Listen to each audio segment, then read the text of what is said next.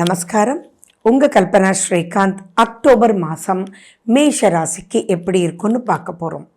மேஷம் அப்படின்னாலே ஃபஸ்ட்டு வரக்கூடிய விஷயம், எதுவாக இருந்தாலும் நல்ல கான்ஃபிடெண்ட்டாக ஒரு விஷயத்தை அலசி ஆராய்ஞ்சு வெற்றியை நோக்கி விடாமுயற்சியோடு செயல்படக்கூடிய குணம், மனம் மேஷராசிக்கு உண்டு. அப்படிப்பட்ட மேஷராசி அன்பர்களுக்கு இந்த அக்டோபர் மாதம் மிகப்பெரிய ஒரு பொன்னான மாதம் அப்படின்றதான் நம்ம சொல்லணும். என்னன்னா, நமக்கு 6ஆம் வீட்டில் சூரியன், புதன், கேதுன்றது பல கன்ஜங்ஷன் இருந்தது. இப்போ அது எல்லாமே தனித்தனியாக சுக்கிரன் ஆட்சி பெற்று மேஷத்தை பார்க்குறார் அப்படின்றது இன்னும் நமக்கு பலம் கூடக்கூடிய ஒரு அற்புதமான காலகட்டம். செவ்வாய் வேற பாசிட்டிவாக 3ஆம் வீட்டில், விடாமுயற்சிக்கு முக்கியமாக வேண்டியது தைரியம் இல்லையா? அந்த தைரியத்தை கொடுக்கக்கூடிய மிகப்பெரிய வால்யூமாக கொடுக்கக்கூடிய அளவில் செவ்வாய் போய் உட்கார்ந்துருக்கார். சரி, ஒவ்வொரு செக்டாராக எப்படி இருக்குது அப்படின்றத பார்க்கலாம்.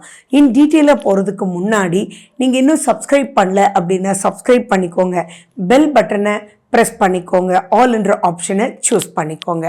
சரி, ஃபினான்ஷியல் பொசிஷன் எப்படி இருக்குது அப்படின்னு பார்த்தீங்கன்னா ரொம்ப நல்லாவே இருக்குது. அதாவது கடன் சுமையே குறையிற அளவுக்கு மல்டிபிள் ஆஸ்பெக்ட்ஸ் உங்களுக்கு பாசிட்டிவாக இருக்குது. நம்ம வருமானம் அப்படின்றது தொழிலாக இருக்கட்டும், ஜாபாக இருக்கட்டும், தொழில்னா பல ஆர்டர்ஸ் வரணும், பல அப்லிஃப்ட்மெண்ட் வரணும், விரிவுபடுத்தணும் அப்படின்ற சப்ஜெக்ட் எல்லாம் இந்த அக்டோபர் மாதம் நிறைய நீங்கள் new ideas, new techniques use பண்ணி அதை விரிவுபடுத்தி மேலும் உங்களுடைய சில கிளைகளையே நீங்கள் பண்ணக்கூடிய அமைப்பு.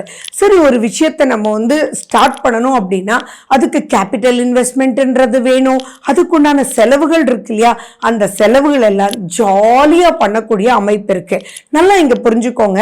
டயர்ட்னஸ் இருக்கும், ஸ்ட்ரெஸ் இருக்கும், அலைச்சல் இருக்கும். ஆனால் அது ஜாலியாக நீங்கள் பண்ணுவீங்க. ரிசல்ட்ஸுமே ஃபினான்ஷியல் அப்லிஃப்ட்மெண்ட் ரொம்ப நல்லாயிருக்கும்.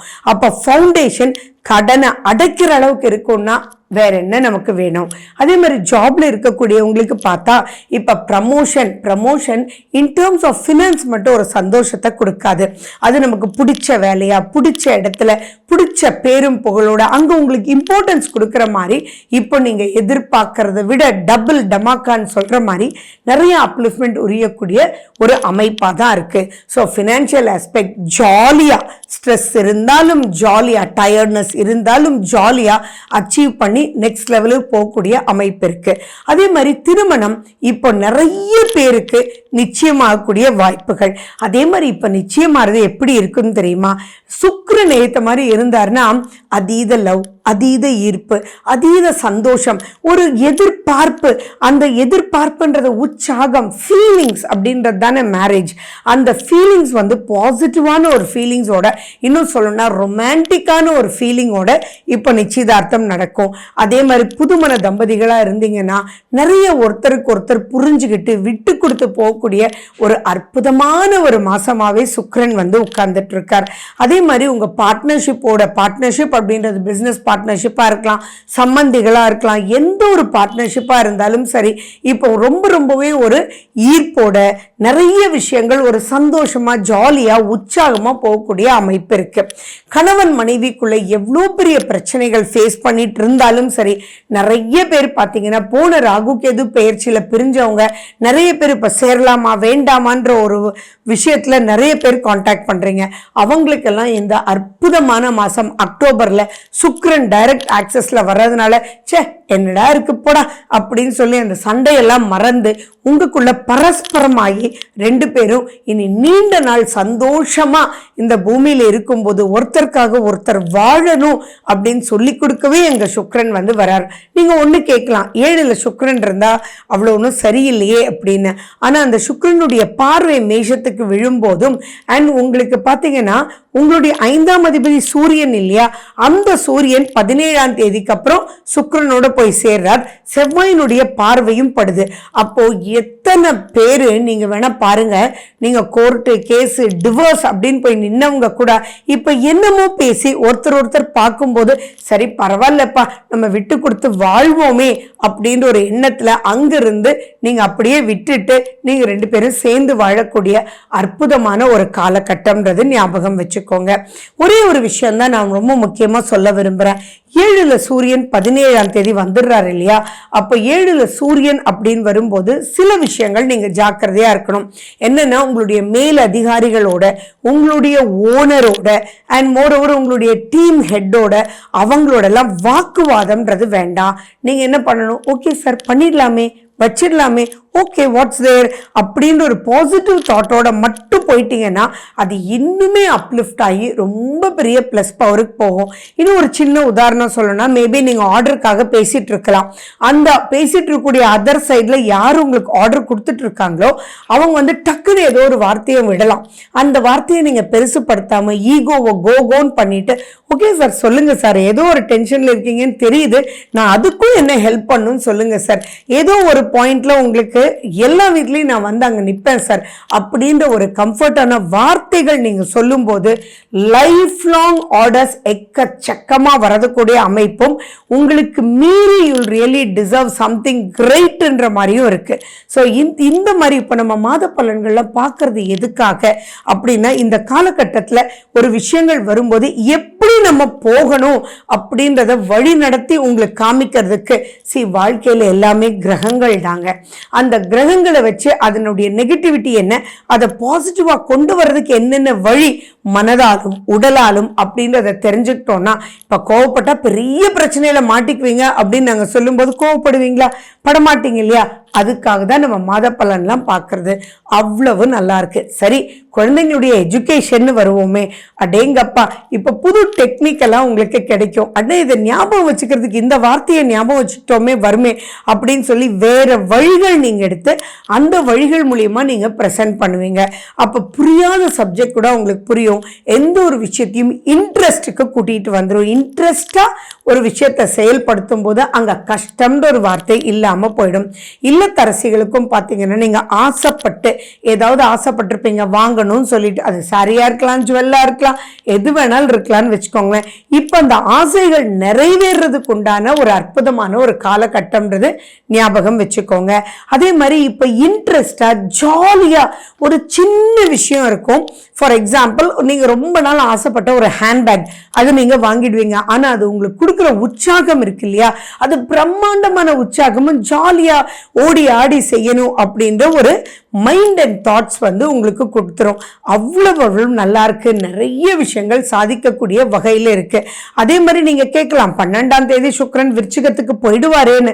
பட் போனாலும் குருனுடைய பார்வை இருக்கு இல்லையா, குரு வக்ரகதி பெற்றாலும் நல்லா புரிஞ்சுக்கோங்க, குரு வந்து 9ஆம் தேதி நைட் 10ஆம் தேதி காலையில வக்ரம் பெறார். வக்ரம் பெற்றாலும் அந்த சமயத்துல சுக்கிரன் மாறினாலும் சுக்கிரன் குருனுடைய ஆக்சஸ் இன்னும் உங்களுக்கு ஃபினான்ஷியல் ஆஸ்பெக்டை இன்னும் அதிகப்படுத்தக்கூடிய ஒரு வகையில் இருக்கு. எப்படிப்பட்ட, அதாவது வந்து மல்டி டாஸ்கிங் அப்படின்றது வந்தாலும், அது குழந்தையா இருந்தாலும் சரி, ஹவுஸ் ஒய்ஃபா இருந்தாலும் சரி, சீனியர் சிட்டிசனா இருந்தாலும் சரி, பிசினஸ்ல இருந்தாலும் சரி, ஜாப்ல இருந்தாலும் சரி, வந்து மல்டி டாஸ்கிங்னு நிறைய விஷயங்கள் வந்தாலும் அதை ஈஸியா நீங்க அலைன் பண்ணி ஆர்கனைஸ் பண்ணி பண்ண முடியும். ஏன்னா சனி பகவான் தான் ரொம்ப ஃபேவரபிளா இருக்காரு. இல்லை, ஒரு விஷயம் மட்டும் நீங்க தெரிஞ்சுக்கணும், உங்களுடைய சுய ஜாதகத்துல நீங்க பிறக்கும் போது சனி வக்ரமா இருந்தாலோ குரு வக்ரமா இருந்தாலோ நான் சொல்ற விஷயத்த நீங்க வந்து 3 டைம் மல்டிப்ளை பண்ணிக்கோங்க. அவ்வளவு விஷயங்கள் நீங்க ஜெயிக்கக்கூடிய ஒரு வகையில இருக்கு அப்படின்றது நீங்க அவ்வளவு சந்தோஷப்படணும். இப்போ நீங்க என்ன பண்ணணும், உங்களுடைய சுய ஜாதகத்தை மட்டும் நீங்க பார்த்துக்கணும். அப்போ அதுல ஃபேவரபிளா இருந்ததுன்னா நீங்க நம்புவீங்களான்னு தெரியாது, foundation for next level in terms of finance and everything இந்த மாசத்தை நீங்க யூஸ் பண்ணிக்கணும். இன்னொன்று, உங்களுடைய அண்ணன் தம்பி, அதாவது கூட பிறந்தவங்களோட வழக்குகள் ஏதாவது இருந்தது அப்படின்னா அந்த வழக்குகள் உங்களுக்கு சாதகமா அமையக்கூடிய வாய்ப்புகள் இருக்கு. அண்ட் இன்னொரு முக்கியமான விஷயம், ஆரோக்கியத்துல டயர்ட்னஸ் இப்ப நிறைய இருக்கும். அப்ப அந்த டயர்ட்னஸை மறந்து ரிலாக்ஸ் பண்றதுக்கு என்ன பண்ணணும், கண்டிப்பா ஒரு 10 minutes மெடிடேட் பண்ணுங்க. அதே மாதிரி இப்ப பாதம் எல்லாம் என்ன மல்டி டாஸ்கிங் இங்கேயும் அங்கேயும் ஓடுவீங்க, சக்சஸ் ரேட்டிங் நல்லா இருக்கு, பட் அந்த உடல் அப்படின்றது டயர்ட் ஆகும் இல்லையா, அந்த டயர்டை ரிலாக்ஸ் பண்ணிக்கிறதுக்கு ஒரு சின்ன விஷயம் உங்களுக்கு நான் சொல்றேன், அது பெருமளவில் உங்களுக்கு ஹெல்ப் பண்ணும். ஒன்றும் இல்லை, ரொம்ப டயர்டா இருக்கும்போது ஒரு பக்கெட்ல சுடு தண்ணி எடுத்துக்கோங்க, அதில் ஒரு பிடி கல்லுப்பும் கொஞ்சம் ஒரு லெமன் பீஸை போட்டுருங்க, உங்க காலை உள்ள விட்டுக்கோங்க, ரிலாக்ஸ்டா கண்ணை மூடிட்டு ஒரு 10-15 minutes உட்காருங்க. அப்படியே கடகடன்னு உடம்பெல்லாம் ரிலாக்ஸ் ஆகிடும். அதுக்கப்புறம் அகெயின் ஜூட்டு தான் நீங்கள் அந்த அளவுக்கு நல்லா இருக்கு. ஸோ பெரிய பிரச்சனைகள் எதுவும் இல்லை. ஒரு விஷயம் மட்டும் நான் சொல்கிறேன், 20ஆம் தேதிக்கு அப்புறம் சுய ஜாதகத்தில் செவ்வாய் நல்லா இல்லாமல் இருந்தாலோ அல்லது அந்த செவ்வாய் உங்களுக்கு இப்போ 4ஆம் வீட்டுக்கு நீச்சம் அடையக்கூடிய பொசிஷன்ல போகும்போது சின்ன கான்ஃபிடன்ஸ் லெவல் கொஞ்சம் குறையும். அதே மாதிரி உள்ளுக்குள்ள ஒரு பயம் வரும். ஆனாலும் நெகட்டிவிட்டி எதுவுமே கிடையாது. இதையும் சரி பண்ண முடியுமா மேடம்னா கண்டிப்பா முடியுமே. சூரியனை தான் செவ்வாய் பார்க்கிறாரு இல்லையா, அப்போ செவ்வாயும் இங்க நீச்சம், சூரியனும் நீச்சம், அப்போ minus into minus plus. So அப்போ இது பெரிய ராஜ யோகத்தை கவர்மெண்ட் சைட்லயும் உங்களுக்கு கொடுக்கும்.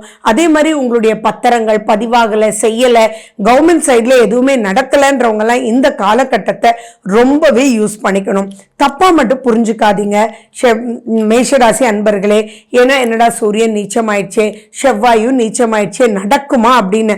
2 பேரும் நீச்சமாயி செவ்வாயினுடைய பார்வை நீச்ச சூரியன் மேல படும்போது இந்த காலகட்டத்தை மிஸ்ஸே பண்ணிடக்கூடாது. கவர்மெண்ட்னுடைய அனைத்து விஷயங்களும் உங்களுக்கு ரொம்ப ரொம்ப ரொம்ப சாதகமா முடியும். ஸோ ஆஃப்டர் 20th இதெல்லாம் நீங்க உங்க சைட் ஈஸியா நடக்கக்கூடிய காலகட்டம்ன்றதுனால இதை யூஸ் பண்ணிக்கோங்க, மிஸ் பண்ணிடாதீங்க. சூரியனுக்கு நீங்க ஆதித்ய ஹிருதயம் ஸ்லோகத்தை கேளுங்க, இல்ல சொல்லுங்க, சூரிய நமஸ்காரம் பண்ணுங்க, வேல் மாறல் நீங்க கேளுங்க.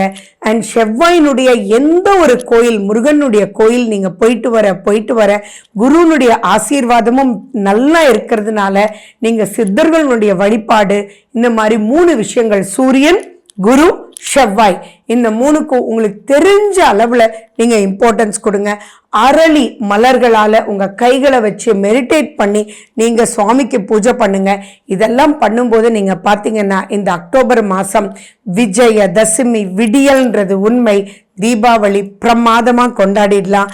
அண்ட் உங்களுடைய சந்திராஷ்டமம் அப்படின்றது 6ஆம் தேதி 5:33 சாயங்காலத்துல இருந்து 9ஆம் தேதி விடியற்காலை வரைக்கும் இருக்கு. அந்த காலகட்டத்தில் மட்டும் மனம் தடுமாறுறதுக்கு வாய்ப்புகள் இருக்கு. ஸோ அந்த காலகட்டம் மட்டும் கொஞ்சம் எச்சரிக்கையா இருந்துக்கிட்டீங்கன்னா போதுமானது.